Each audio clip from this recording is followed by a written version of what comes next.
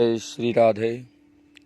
आज हम अखंड सुहाग का प्रतिमान करवा चौथ व्रत की कथा के विषय में बात करेंगे।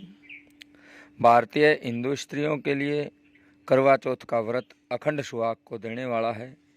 विवाहित स्त्रियां इस दिन अपने पति की दीर्घ आयु और स्वास्थ्य की मंगल कामना करके भगवान रजनीश यानी कि चंद्रमा को अर्घ्य समर्पित करती हैं और व्रत को पूरा करती हैं। स्त्रियों में इस दिन के प्रति इतना अधिक श्रद्धा भाव होता है कि वे कई दिन पूर्व से ही इस व्रत की तैयारी प्रारंभ कर देती हैं। ये व्रत कार्तिक कृष्ण की चंद्र उदय व्यापिनी चतुर्थी को किया जाता है। यदि वह 2 दिन चंद्र उदय व्यापिनी हो या दोनों ही दिन न हो तो पूर्व विधा पहला व्रत लेना चाहिए। करक चतुर्थी को ही करवा चौथ भी कहा गया है। वास्तव में करवा चौथ का त्यौहार भारतीय संस्कृति के उस पवित्र बंधन का प्रतीक है जो पति पत्नी के बीच होता है। भारतीय संस्कृति में पति को परमेश्वर की संज्ञा दी गई है। करवा चौथ पति और पत्नी दोनों के लिए नव प्रणय निवेदन और एक दूसरे के प्रति अपार प्रेम, त्याग और उत्सर्ग की चेतना लेकर के आता है। इस दिन स्त्रियां पूर्ण सुहागिन का रूप धारण करके वस्त्र आभूषणों को पहन करके भगवान रजनीश से अपने अखंड सुहाग की प्रार्थना करती हैं।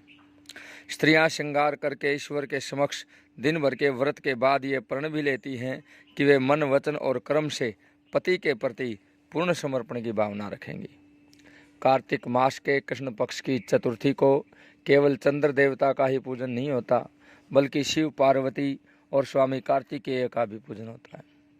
शिव पार्वती की पूजा का विधान इस हेतु से किया जाता है कि जिस प्रकार शैलपुत्री पार्वती ने घोर तपस्या करके भगवान शंकर को प्राप्त करके अखंड सौभाग्य प्राप्त किया था, वैसा ही उन्हें भी मिले। वैसे भी गौरी पूजन का कुंवारी कन्याओं और विवाहिता स्त्रियों के लिए विशेष महत्व रहता है। इस संदर्भ में एक प्रसिद्ध कथा भी आती है। पांडवों के वनवास के समय जब अर्जुन तप करके इंद्रनील पर्वत की ओर चले गए तो बहुत दिनों तक उनके वापस न लौटने पर द्रौपदी को चिंता हुई। श्री कृष्ण ने आकर के द्रौपदी की चिंता दूर करते हुए करवा चौथ का व्रत बताया तथा इस संबंध में जो कथा शिवजी ने पार्वती को सुनाई थी वह भी सुनाई। अब इसमें एक कथा और आती है कि इंद्रप्रस्थ नगरी में वेद शर्मा नामक एक विद्वान ब्राह्मण के 7 पुत्र और एक पुत्री थी जिसका नाम वीरावती था। उसका विवाह सुदर्शन नामक एक ब्राह्मण के साथ हुआ। ब्राह्मण के सभी पुत्र विवाहित थे। एक बार करवा चौथ के व्रत के समय वीरावती की भाभियों ने तो पूर्ण विधि से व्रत किया, परंतु वीरावती सारा दिन निर्जल रहकर भूख न सहन कर सकी तथा निढाल होकर के बैठ गई। भाइयों की चिंता पर भाभियों ने बताया कि वीरावती भूख से पीड़ित है, करवा चौथ का व्रत चंद्रमा देखकर ही खोलेगी। यह सुनकर भाइयों ने बाहर खेतों में जाकर के आग जलाई और ऊपर कपड़ा तान कर चंद्रमा जैसा दृश्य बना दिया। फिर जाकर बहन से कहा कि चांद निकल आया है, अर्घ दे दो। यह सुनकर वीरावती ने अर्घ देकर खाना खा लिया। नकली चंद्रमा को अर्घ देने से उसका व्रत खंडित हो गया और उसका पति अचानक बीमार पड़ गया। वह ठीक न हो सका। एक बार इंद्र की पत्नी इंद्राणी करवा चौथ का व्रत करने पृथ्वी पर आई। इसका पता लगने पर वीरावती ने जाकर इंद्राणी से प्रार्थना की कि उसके पति के ठीक होने का उपाय बताएं। इंद्राणी ने कहा कि तेरे पति की यह दशा तेरी ओर से रखे गए करवा चौथ के खंडित हो जाने के कारण हुई है।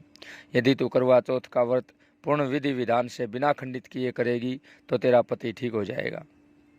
वीरावती ने करवा चौथ का व्रत पूर्ण विधि से संपन्न किया। फिर उसका पति बिल्कुल ठीक हो गया और करवा चौथ का व्रत उसी समय से प्रचलित है। जय जय श्री राधे, जय जय श्री राधे।